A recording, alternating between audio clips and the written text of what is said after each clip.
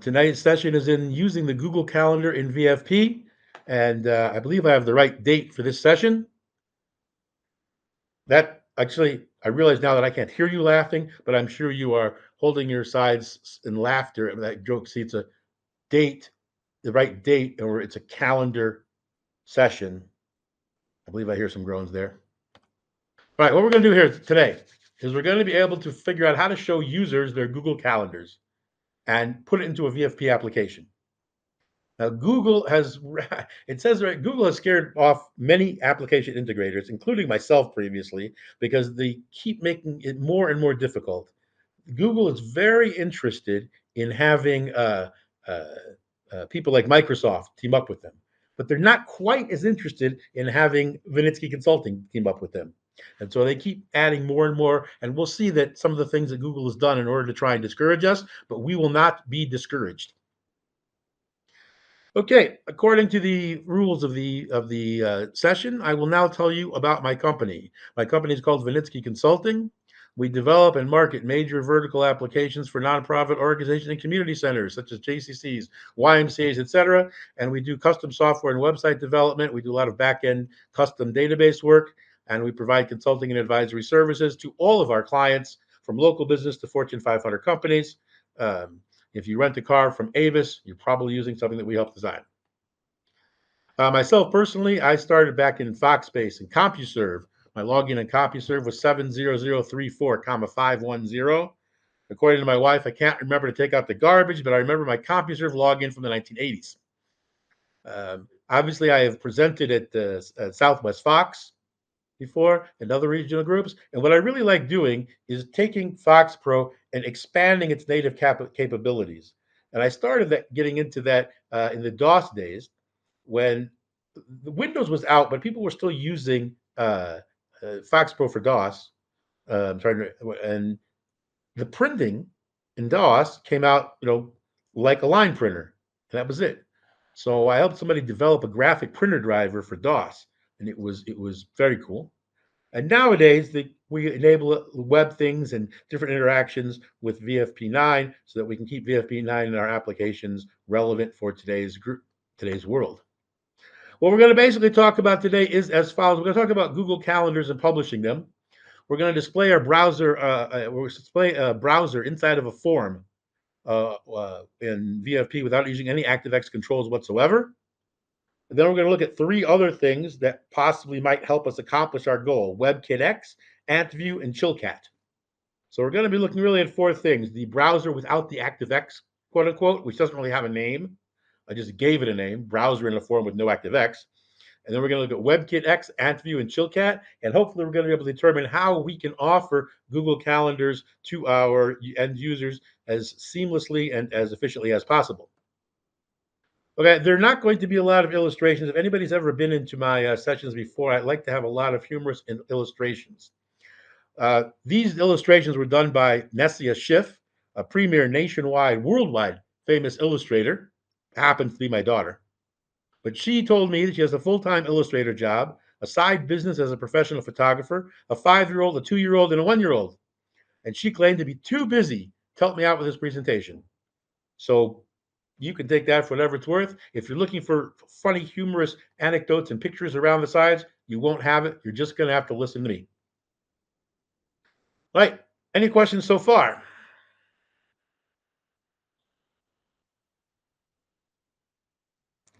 I'm going to take that as a No, go. there aren't. Sorry, I wasn't All quite right. That's prepared. okay. It's okay. That's all right, Tamar. First thing we're going to do is talk about Google Calendars. Now, Google occupies a place, a rarefied place. For those of you who are old enough to remember, back in the days of mainframes and then midframes, and even in the early days of PCs, IBM was the king of the hill. And there was a saying: nobody ever got fired for buying IBM,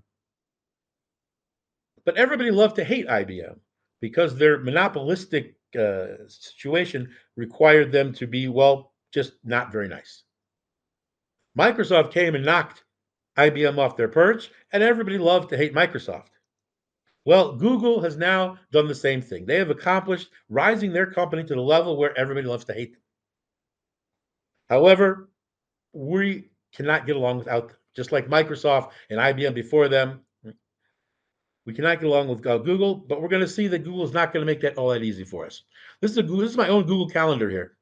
I have set up a couple of different calendars. I have my default calendar. I have a calendar called Southwest Fox, which is the red here, as you'll see.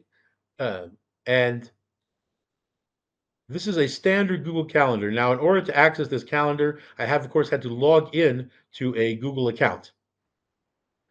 That is an absolute requirement. And you're going to see that is going to be an issue with all the different things that we do, and that is that everything has to be logged in. Now, in order to make a calendar of Google accessible, we have to do a couple of things. And this is before we get to anything with Visual Fox Pro, anything with anything. We first have to make sure that our calendars are set up correctly. So if I go to the calendar here, and I go to, say, the Southwest Fox calendar, and I click these options, I'm going to come up with the settings and sharings menu. And this is really what is going to make sure the calendar can be seen. That the first thing is I'm going to do shared with. Now I want to share this with the public. If I don't share it with the public, it's not going to work. Sharing with the public means anybody with the proper credentials is allowed to see this particular calendar. We're going to see it's a little bit not quite as simple as that, but that's going to be the basic idea. Now, once I share this calendar, I do have the option available. We're not going to make much use of this option, but it's something to be aware of, and that is there's a shareable link so that this particular link will automatically take you to this calendar. And since I've shared it to the public, anybody I give this link to is able to access my calendar. Now, inside of a company with controlled IT environment, I would probably only list the users that I can share it with, and those users would all log in. And once they've logged in, they would be able to see my calendar. However, for something like myself, I share it with customers, etc. So I make it available to the public. And the only thing stopping anybody from logging into and looking at and changing my calendar is the fact they don't know the shareable link.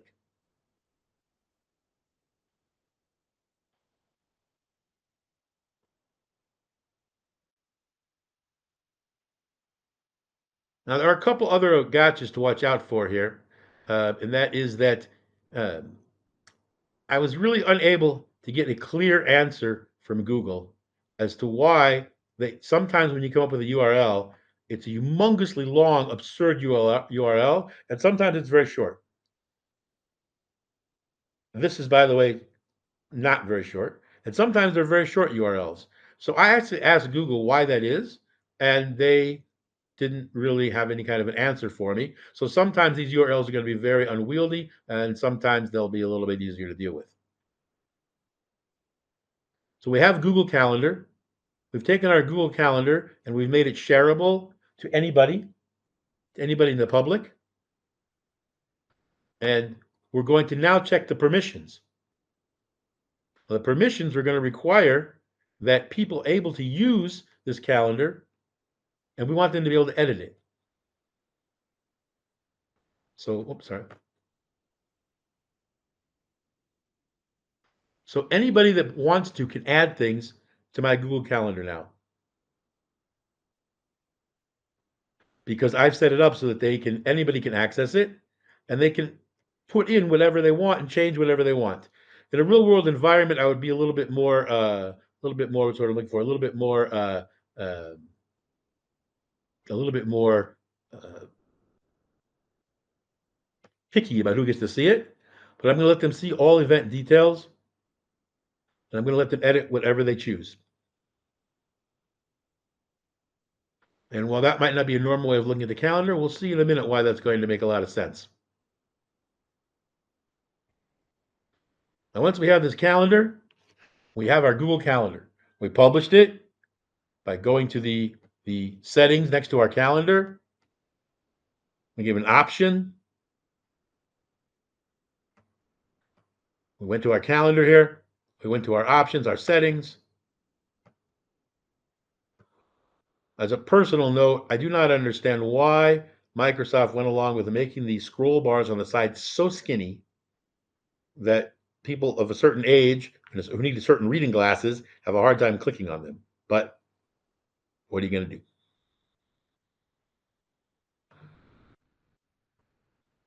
Now, I share the other calendars as well. We go to the settings and sharings on this one. Oops, sorry about that. Click settings and sharings. We'll see that I did the same thing over here. I published it. I made it available to the public. They can see everything. I did the same thing for each one of my calendars.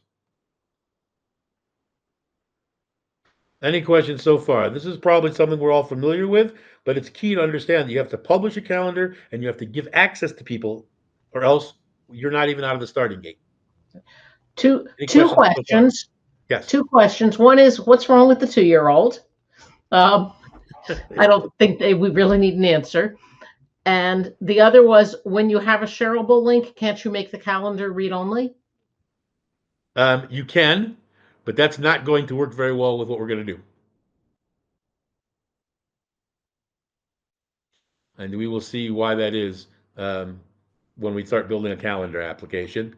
So yes, if I was just using this as a plain old calendar, I would probably do that. I might do that. But in order to do what we're going to do, we want to keep it editable, and we might later on narrow it down, right? But first of all, I want to be able to see what we can do with it. So yes, in theory, I could.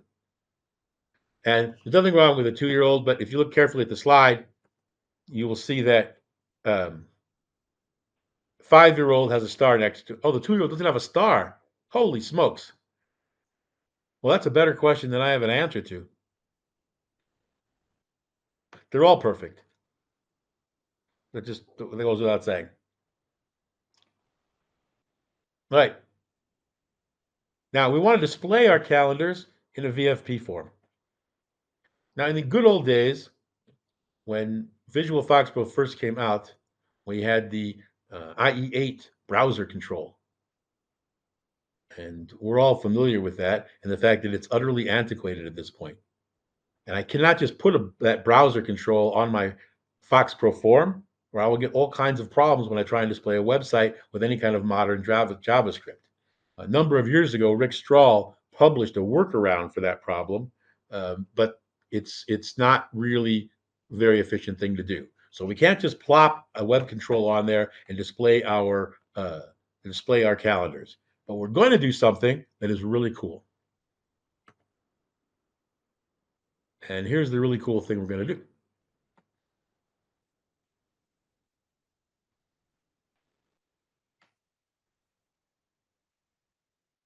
What we're going to do is we're going to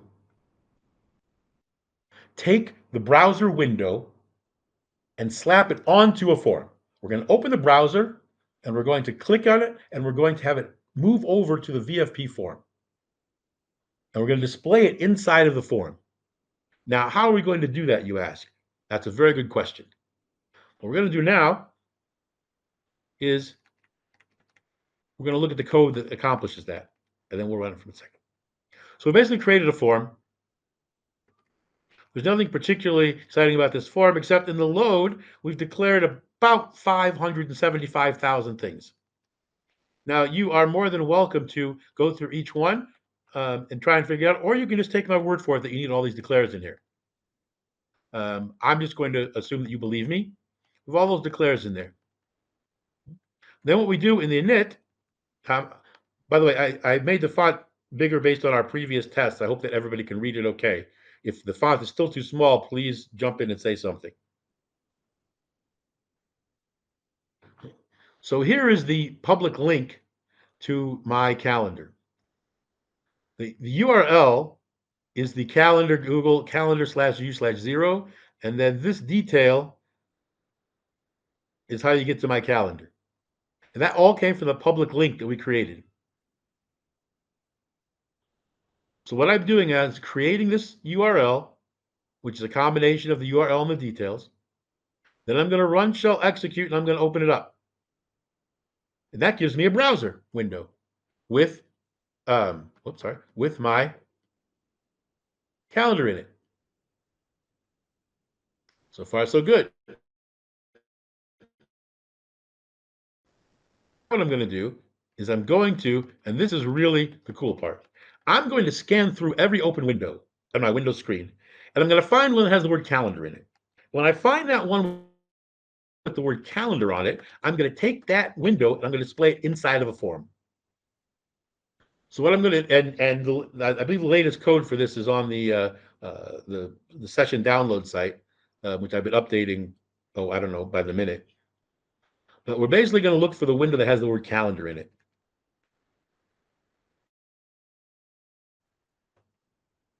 Actually, specific Google Calendar, because originally I had set it up to just look for the word calendar, and I discovered that if I had other calendar applications open for something, that was not a good idea. So we're looking for something called Google Calendar. And when we find a window called Google Calendar, then what we're going to do is we're going to get the handle of that window, and with the handle to that window, we are going to put it inside of our form. Now, we're also going to move it up 100 pixels. Well, the reason for that is because when you display it, there'll be a bar at the top that we don't really want to see. That's not the most important thing, but so what we're going to be doing is very simple. We're going to scan through everything, look for something that says Google Calendar on it. When we get it, we're going to open it up on our form. Let's open this. We'll see what happens. Let's assume that I can type.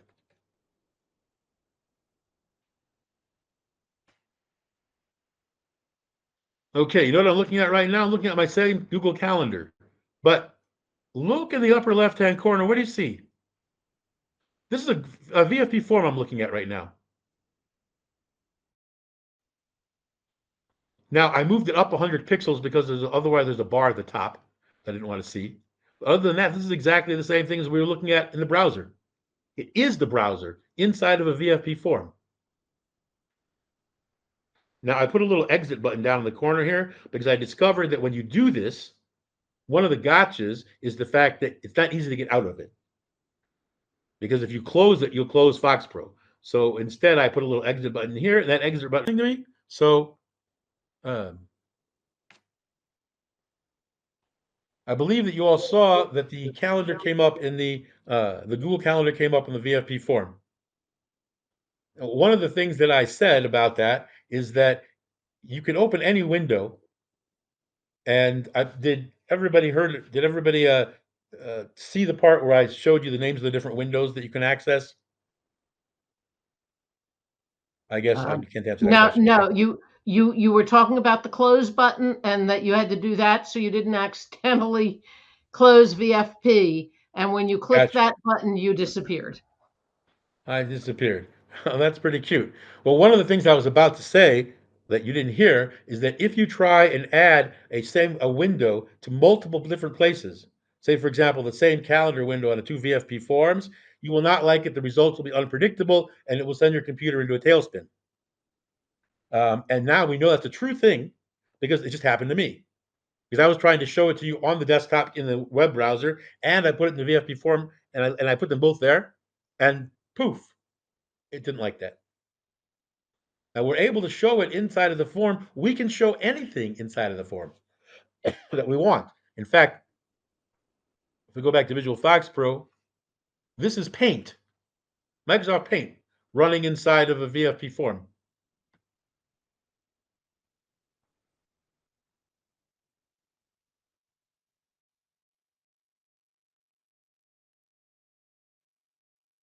And I'm doing that because I'm looking for the window titles. I'm a little bit hesitant to show this now in case it crashes me again. Um, but well,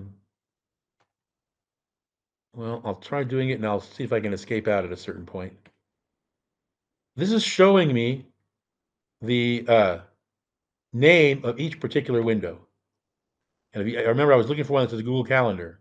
When I get to one that says Google Calendar, that's when we'll start sharing it. I'm going to try and stop this now before it got to that point. Okay. So now my Google Calendar is on my VFP form. Pardon me.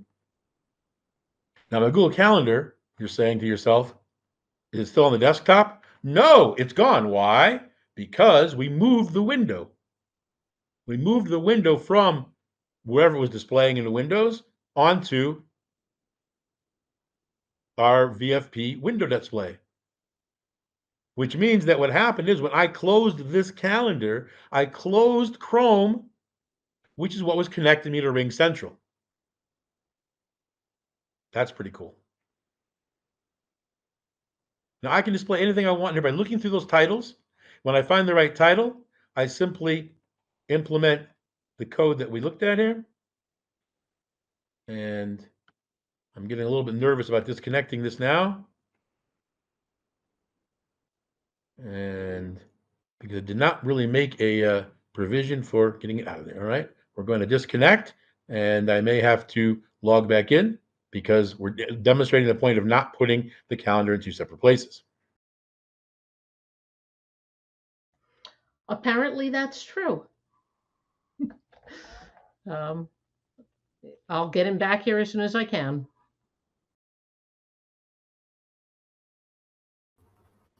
And I should still be there. I did have to reshare my screen.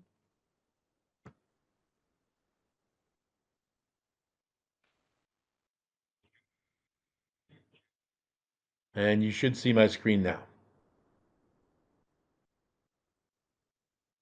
So let's just review what we did here. We took a window that was in Windows, and I just ran the wrong thing. Huh? I wanted to modify it, and I didn't. Instead, I hit this. Let's just make sure that I'm okay here.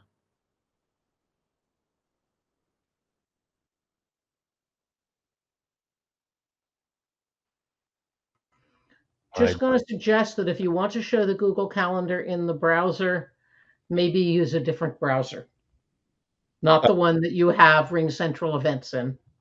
Yeah, that's an interesting problem, except for the fact that it will not let you do that because it insists that it be running in Chrome. And if I try and run two Chromes, both with Google Calendar in them, my code will not be able to tell which Google Calendar it is. Ah, And I okay. will Well, send myself into a tailspin again. So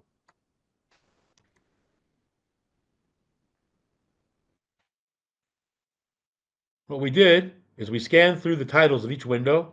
When we found a title we wanted, we took that window handle and we stuck it inside of our VFP form. And we can do that not only with calendars, we can do it with anything. We did it with Paint. There's Microsoft Paint running inside of a VFP form. With any Windows window, we just look for the title that we want and we put it inside of a form. Now that is super duper duper cool, except it really does not help us manipulate the calendar at all. We could refresh it, but we can't really manipulate it. So if we want to manipulate it, we're going to have to look for some other options. The first other option we're going to look at is something called WebKit X. You might be familiar with it, and it is a remote access slash control slash display system. And we're not going to discuss it very much because I discovered that it's $800 a seat. And it doesn't do exactly what we wanted. And for $800 a seat, I wanted to make sure that since I had mentioned it in the original description of the class of the session, that I would mention it so that we didn't think it was left out. But it wasn't very practical due to the cost and the difficulty in working with it to do what we want to do. Well, we moved on to something called AntView.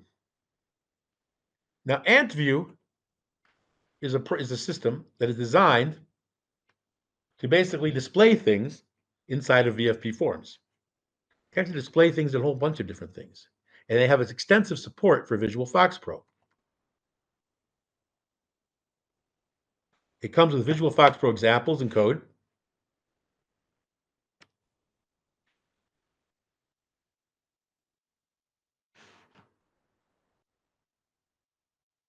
And this is our calendar inside of a form with AntView.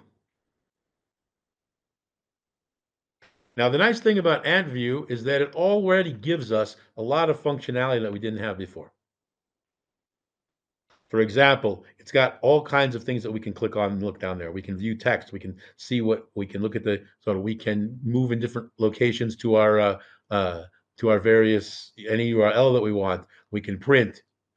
We can do a lot of different functionality, sort of what I would think of as like HTML/website kind of functionality. And this is designed specifically for VFP, among other products, but they work specifically with VFP. And I can put anything on there. Let's take a look at the code for that.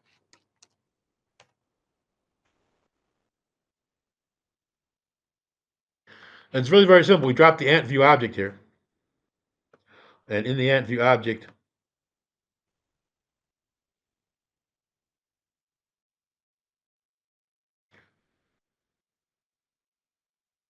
we simply listed where we wanted it to open. As you can see, there's many, many properties here that we can set. And the property that we're looking for is on navigation starting. We set it to the to our URL for our Google Calendar, and we're all set. Which means that we can change it. We can use AntView, and we can use this on navigate starting. We can use this navigate to really go anywhere we want. We can start displaying all kinds of things. All kinds of things in here. Anytime the user navigates, we can put them in different places. So it's not just to display an object inside of a form, it's actually displaying it inside of a web-based form. This control is actually a web browser control.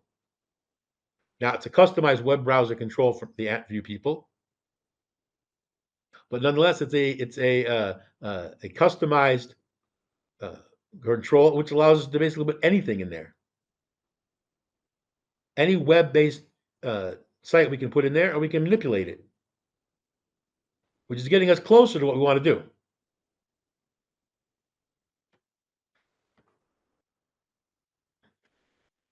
Now it comes with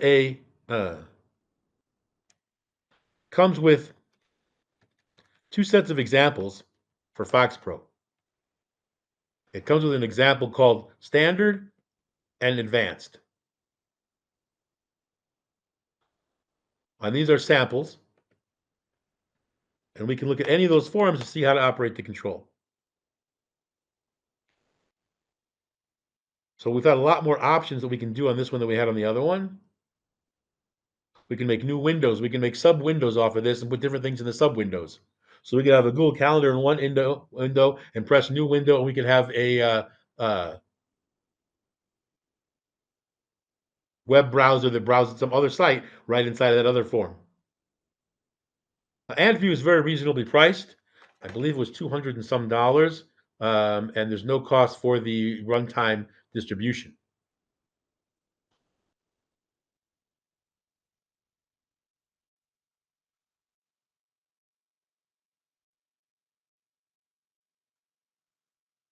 Now, let's take a look at one of the forms that we did on here.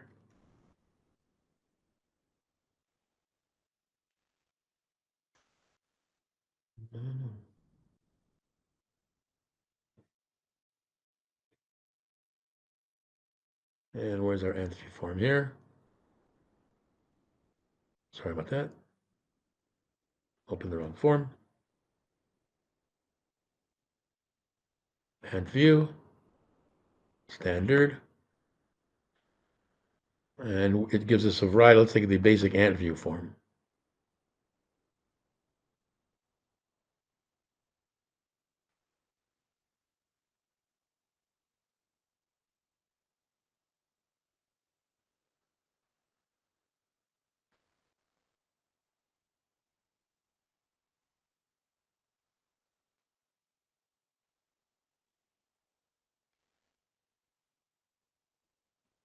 So we didn't do anything really super exciting here.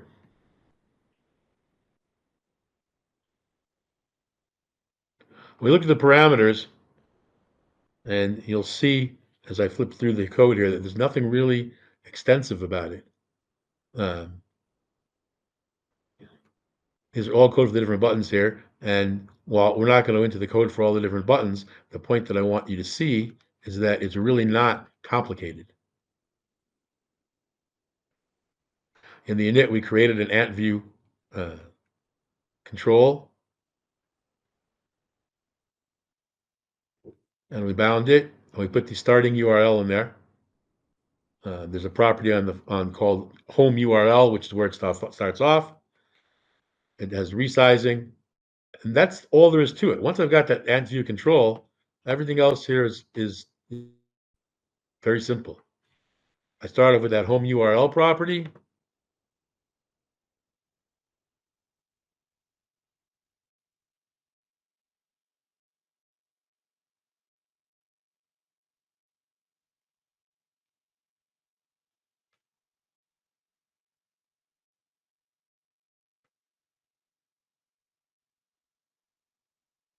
Oh, I got to have to know my alphabet.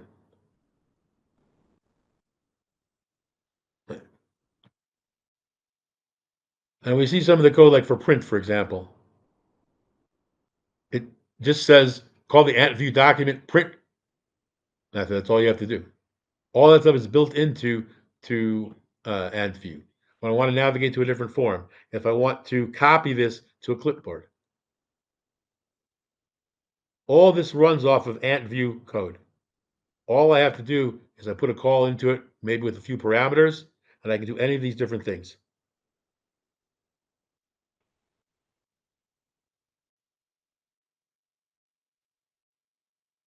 I think the longest set of code here was this one, which is about, oh, I don't know, 45 lines, and it's filling out the whole screen with this form, and that's the longest code about any button on here. It's all based on the methods that are available from the ant view control. And as you can see, it very strongly supports Visual Fox Pro. This is a very good option for displaying the Google calendars and for manipulating the web browser that's Google Calendar is controlled in. So our first option, where we just displayed it, we're really depending on the user to do anything. If the user even wants to resize, to click, to do anything, it's basically up to the user. They're operating that web browser the same as they would outside of the VFP form. They're just doing it in the VFP form. However, with AntView exposes dozens of different things that we can do. And because we can do those dozens of different things, it creates the opportunity for us to do a little bit more. We can put the Google Calendar up there, and we can manipulate the URL and the website that we're looking at. So we can't manipulate the calendar directly yet. What we can do is we can manipulate the browser window that the calendar is in. Questions? Nothing at this time. No questions. That means either I'm explaining it super great, because now it's going to get a little more complicated. Our last option is something called ChillCat. Now, ChillCat software provides a library, which many of us have used for different things. And this library wraps around numerous APIs, not just Windows APIs, but Google APIs. To give you an example, it very strongly supports Fox Pro. ChillCat has a site called examplecode.com where you can select the language that you wish. We're obviously going to select Visual Fox Pro examples, and as examples of everything you can do over on the left side here. This is an amazing product. It's a couple $100, and there is no charge for any runtimes. There is an annual maintenance fee. It's $100 or so. But you see what everything from, you've got Amazon, you've got coding, you've got Dropbox, you've got email, FTP, file accesses, you've got email things, you've got Office things, you've got JSON things, but just about all kinds of APIs for things that you would use in the modern age. They keep up these examples pretty well. Now, these are just examples. There is an extensive documentation system.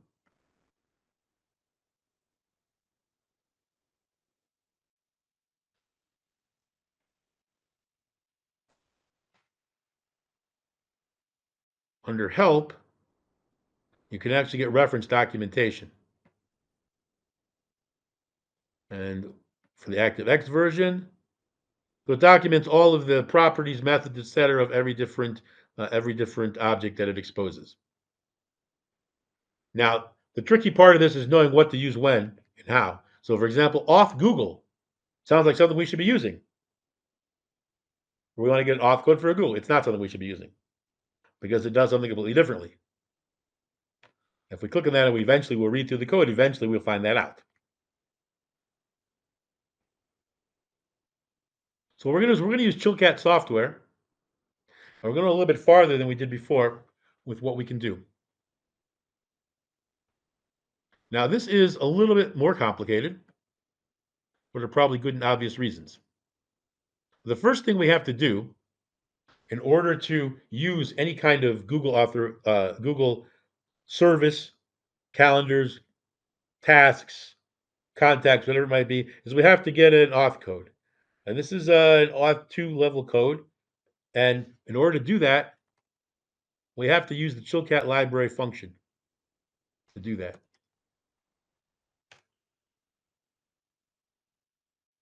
We have a PRG here called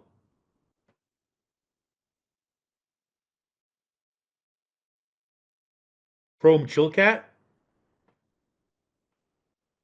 And Chrome Chilcat is going to take us through the steps we would use in order to have to use the Chilcat library. Now, a couple of notes. The naming conventions in this code here is not my naming conventions. It's the naming conventions used by Chilcat, and I just kept it that way for sake of connecting their examples to what we're doing. Pardon me. Now, after we get a Chilcat license, we'll actually put the license code in here. It has a 30-day trial, and you put in the license anything for a 30-day trial. Now, in order to first use the Chilcat, we have to instantiate a global Chilcat object. If you don't do that, it won't work. So we're instantiating the unlock bundle. And then we're going to check and make sure that it was actually created. We could actually check and see whether it's a trial version or not. I'm not sure whether that would be of any interest to us. And it returns pretty rich response objects. And I picked out the last error text to use if something goes wrong. But we'll see. We'll see that it exposes a very rich object when it comes back.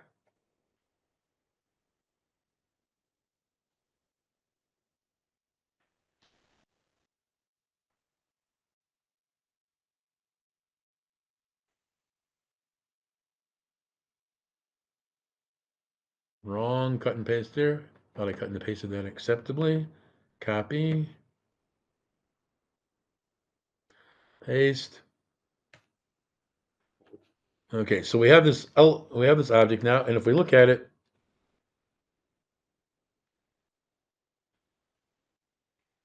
oh,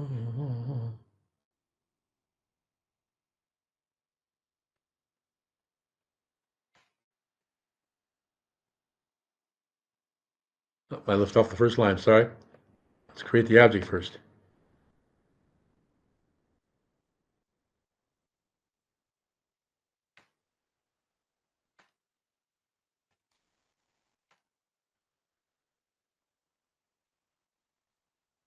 It has a pretty rich response object that it comes back with here. A lot of things that we will not particularly be using, but it's got everything from debugging code to various character sets, binary versus string responses, all kinds of different results responses, threads, unlocking. It's got a lot of. That's just the master Chilcat object.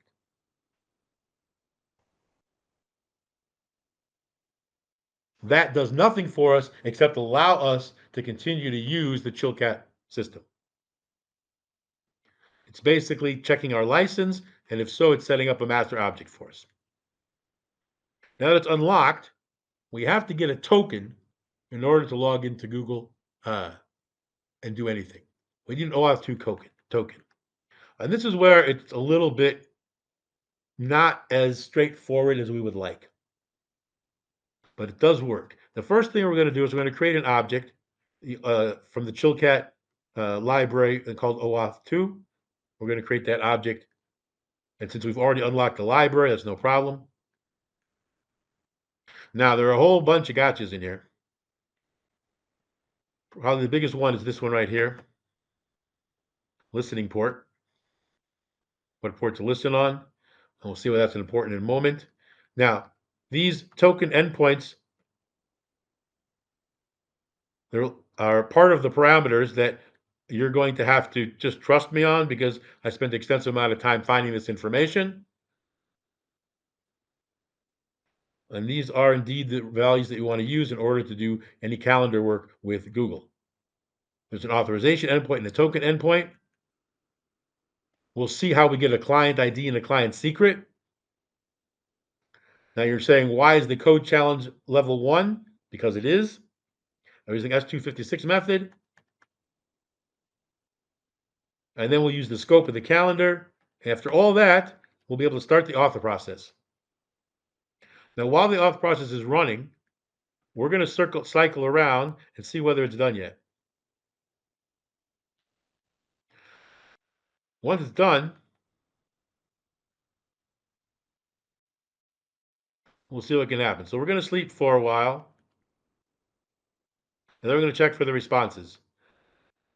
Response 1 means it's still waiting. 2 means it's waiting for the final response. And we'll see in there's 3, 4, and 5 as well. Completed with success, completed with denied, failure prior to completion. If everything works fine, you will get an authorization token. And that authorization token will have to be stored into a file. And it's going to simply store it into a text file. We're going to do that with, we're going to take the JSON results that came back, and we're going to use Chillcat's built-in functionality to write it to a file. And we now get a beautiful token file that looks like this. This is the auth token that we can use to do whatever we want within Google now.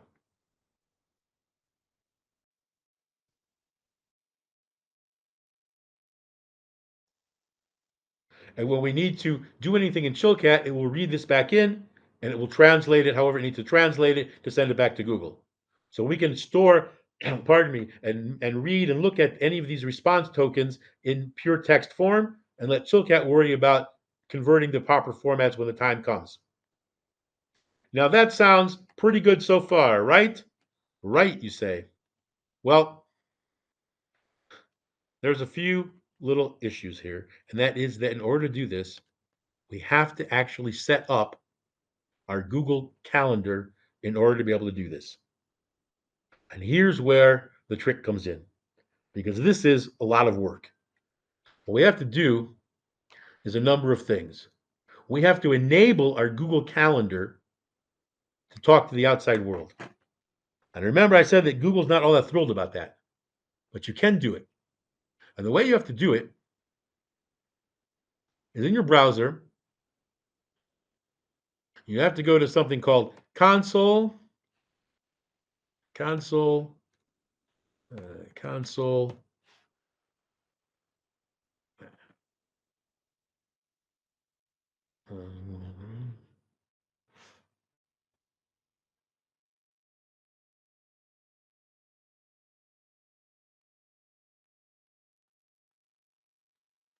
Console.developers.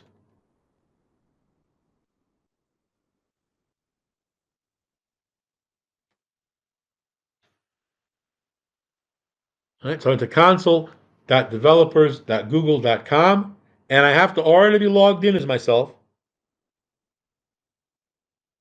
And it will bring me up a project management screen. Now, I never worked with Google Calendar or contact projects before, and I found it to be quite an eye opener. There's a lot of APIs available. We have to create a project. I created a project called Southwest Fox. Once I create that project, I have to do a whole lot of other things. The first thing is I have to pick which APIs it should be able to use. Now, there are something like, I don't know, 200 and some APIs that Google offers. If you need to just use one, use what's called BigQuery. BigQuery is, you see that these are just a handful of the API libraries that are available. And I can add as many of these to my project as I want. My project can access any of these APIs. The BigQuery is the one that we'll be using. Then I need credentials. I need API keys. Now, once I create an API key, I get two things. I get a client ID and a secret code. You can never ever see the secret code again. It's created on the initial screen. That's the only time you can see it. It's not recallable in any way, shape, or form.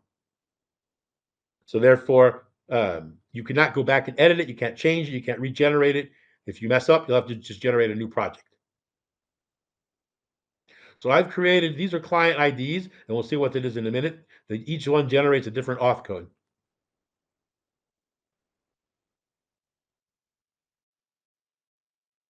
In order to generate those auth codes, I go to the OAuth consent screen.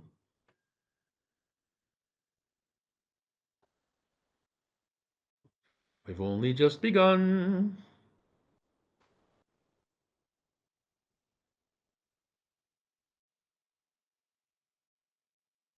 And where's my add button? And you can see on my left here, it's constantly switching around. There's a variety of what's I'm looking for? A variety of many different options here. All right, so let's create another set of credentials. And the credentials that we're going to create are, and we have an API key already with our secret code that we can never get back again. So we're going to set up an OAuth client ID. In order to do that, we need all this information here. We need an application type, which is desktop application. We're going to name it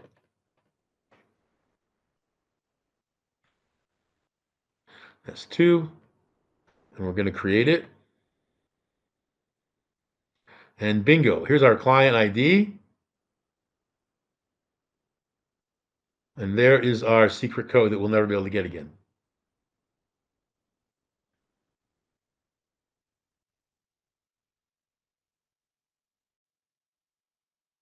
Now that set of auth credentials will connect us to this project, which has the following API keys in it. So we have a project with the BigQuery API in it. We've created auth code IDs to be able to connect to it. And each one of those IDs has a client ID and a secret code. And once I connect with that, I can use the Southwest Fox project, and I can use that with whatever APIs I have here. I wish I could tell you that that was all you had to do, but it's not.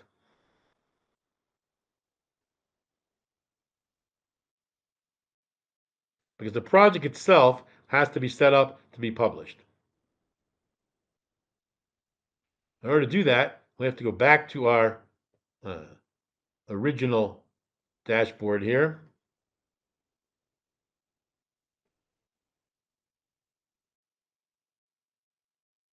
With our highly unintuitive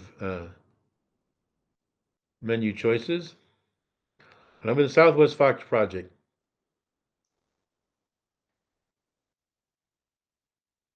It gives me some basic options that I can use here, but the one I'm looking for is project options, project settings. I'm going to the dashboard for my project.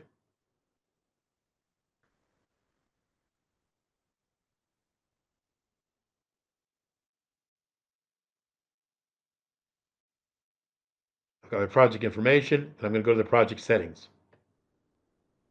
I went to the project settings,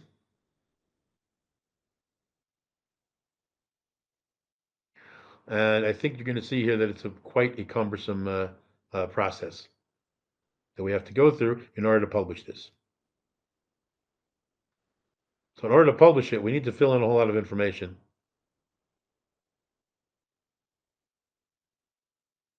The key things to fill in are actually listed in the white paper, because it wouldn't necessarily be um, um, would not necessarily be obvious. If you want to know exactly how to do it, there's a URL in the white paper that walks you through all the steps. There are 5 steps. There's a URL that takes you through those 5 steps. So we have our project. First thing we do is we have to make the project. When we did that, we put the auth code in, we selected the APIs that we wanted.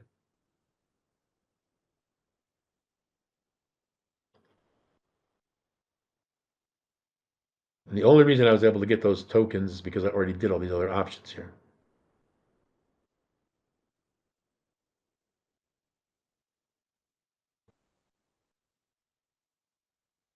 And let's take a look at the list of things that we have to do in order to have our project be ready to be published.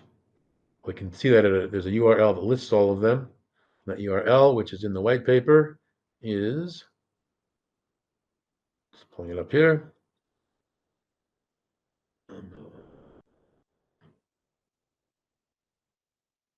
And by the way, I made a comment here. If I wrote my documentation the way Google did, this session would be 150,000 pages long. Google is not known for its concise language, as we're about to see.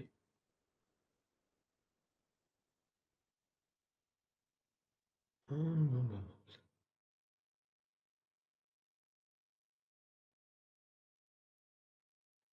right, we have to have a Google workspace. Unfortunately, it doesn't look like I can go back and change it once I've done that, because what I have to change is something that is not going to be a lot of fun to do. And that's called the type of application that you have. When you create a new project, you can create an internal or external project. This is probably the number one biggest important thing about a project. Internal projects mean that you control the access by the people you allow to log in. External projects means anybody's allowed to access it. Now, that sounds like a simple differentiation, but it makes all the difference in the world, because external projects, Google will not let an external project be a seamless process to log in. It simply will not let that happen. If you have an external project, we'll see there's a bunch of steps you have to go through. If you have an internal project, you can log in directly. But in order to have an internal project, the application has to be approved by Google. And it takes about 3 months. And if you don't have it approved by Google, it's only going to be an external application. So I don't have a real application here that I can show Google, look, I made this application and I'm selling it to such and such and such and such, to go through that 3-month long process. But that process, we'll see, is going to be very important.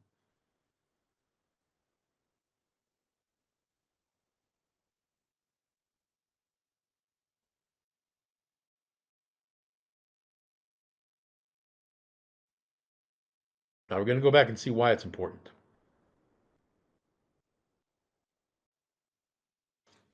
If it's not set up that way, let's see what happens when we try and get an auth code.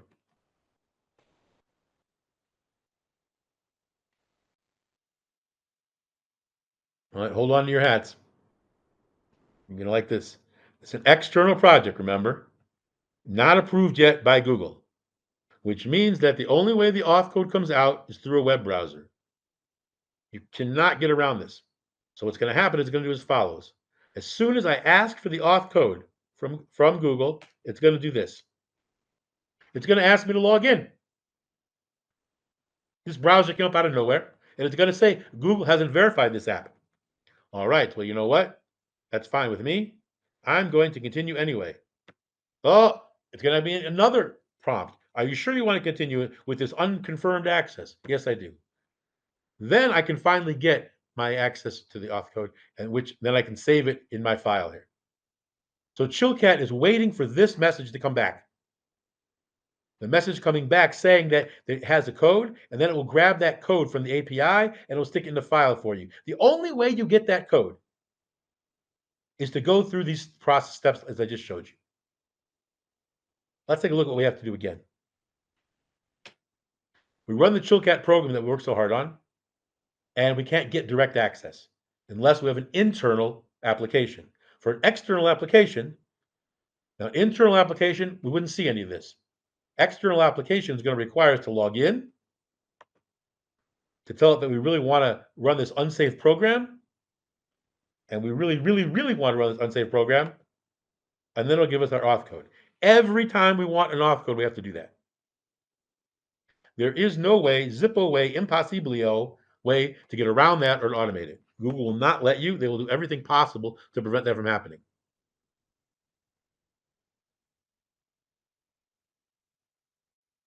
So when I made it look easy in Chillcat,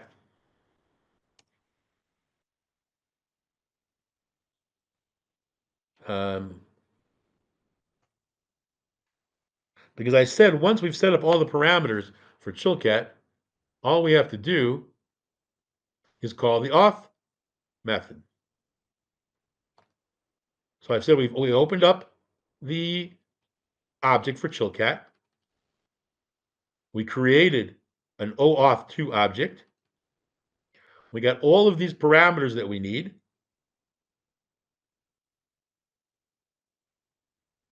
And then all we simply did was call.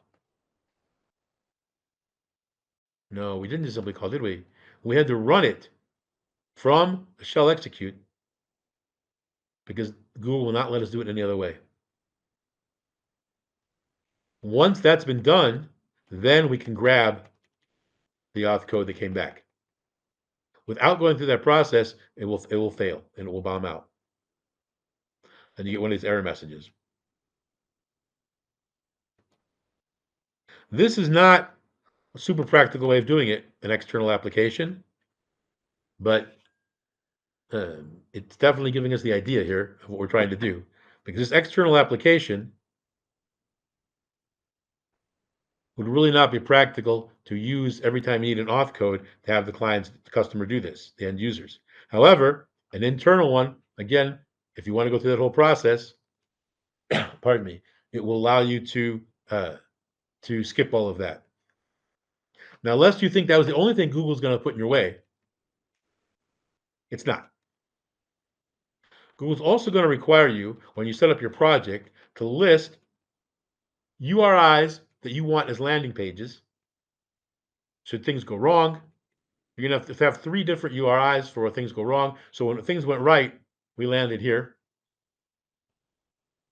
You're going to have landing pages for that, even though we don't care what the web browser says and does. It doesn't matter. So we're seeing so far is Chillcat will wrap itself around all of these different APIs, and we'll use the Google APIs to get an auth code. But first, you have to do a massive setup of the project, and you have to publish it, and you have all these different auth codes set up, and you have to make sure it's an internal project, or else you have to go through all those extra steps. So the first time I did this, I said, Chillcat, that's what I'm paying for, is to have all this rigmarole going on. And then I read more, and I realized that it's not Chillcat's rigmarole, it's Google's rigmarole. So the only really way to be effective with this in a distributed application is to make an internal application. Now, from what I've read, Google approves the vast majority of applications for internal applications. Now, you might say, what are the criteria for being approved? The criteria are Google approves you or they don't. That's a pretty good criteria. The criteria is not very transparent, a little bit opaque, but they generally tend to approve applications because they don't want to get into fights with people unless it's something that they really feel is inappropriate. But they will go through the process back and forth for about 3 months. And then once you have an internal application, you can change your control panel of your project. You can change your control panel of your project to be an internal application instead of external. Right now, I can't do that. I have external and that's it. So, any questions at this point? It's getting a little more complex. Any questions at this point? I think probably you already addressed the one that I had waiting, so no. Okay. Now we've got an auth code, hopefully from our internal application, but we've got it somehow or other. We got to do something with it. Having an auth code sitting there is very nice, but it doesn't do anything for us. So Chilcat's going to provide us with a bunch of routines, but they're going to be 3 routines that are going to be most essential to us. And one of the points I'm trying to get across is that this is a lot of work to do a Google interface that's completely manageable. So if we take a look, Google's going to give us 3 more routines that we can use. The first thing we're going to do is called Get Calendar. And you can tell when I'm nervous, I stop being able to type. Some people might say I can't type to begin with, but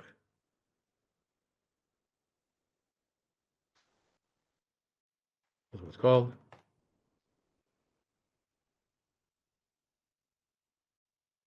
Get Calendar. Now, what Get Calendar does, it uses a routine to actually pull down all of the current appointments on the calendar. Now, that sounds great, but let's take a look at it. First thing we have to do is we have to instantiate our global object, which we always have to do before we do Chilcat. Now, if we're running multiple Chilcat routines, we don't have to instantiate the global object every time. But at the end of each one of these routines, I release the global object because Chilcat strongly recommends that if you leave a hanging reference to a Chilcat global object, you're asking for a lot of trouble, according to Chilcat. So I did not try doing that. So now we've got that token, and we've got it in our file.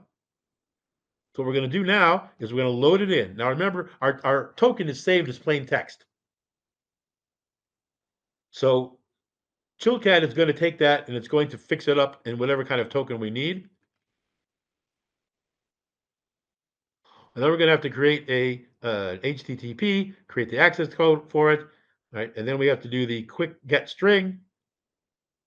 And what that's going to do for us is going to pull down a list of all of the appointments. That's going to look like this. Everything in and out via Chilcat is in JSON. And then what we have to do is we have to parse this. I personally prefer to put it into a cursor first, just for my own familiarity. You could parse it straight out of here.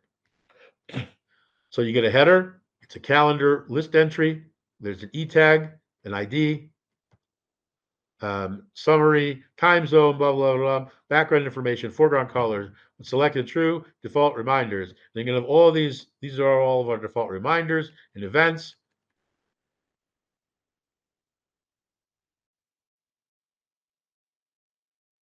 And there is a way to parse it through Chilcat.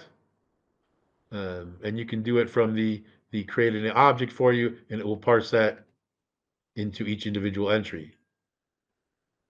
I personally prefer using code that is from another miscellaneous website.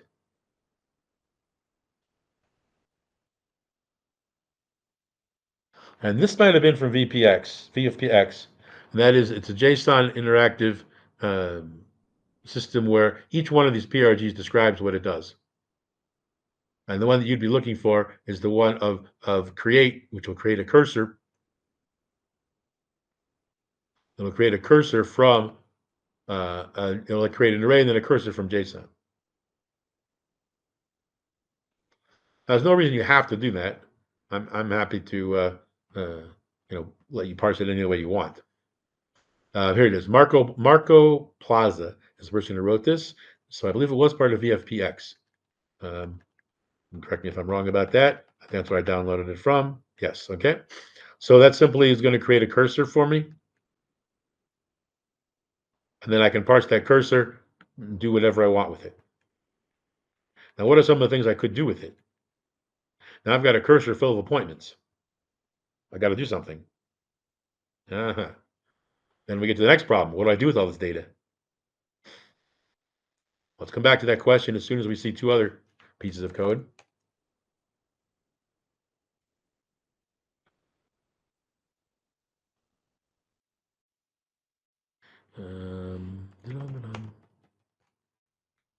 We're going to do something called calendar add, which is going to add an appointment for us. So we can add one appointment at a time.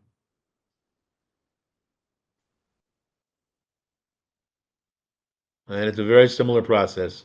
We're going to have a global object instantiated. After we instantiate our global object, we make sure that it's there. Then we're going to call the emit function, which is going to send, this is the data I put in there. We put in an appointment, eat at Lou Mantini's Pizza, start date and start time, formatted like this, and it'll put it into the calendar with all these different parameters you'll have here. Most of this is explained, not relatively well. It's explained in the Chilcat examples. It's explained assuming that you already know about Google APIs. And there's different formats you can use to put these appointments in there. And then we also have a couple minutes left. We'll do the equivalent, which is deleting. When you added it in, you added it in with an ID number.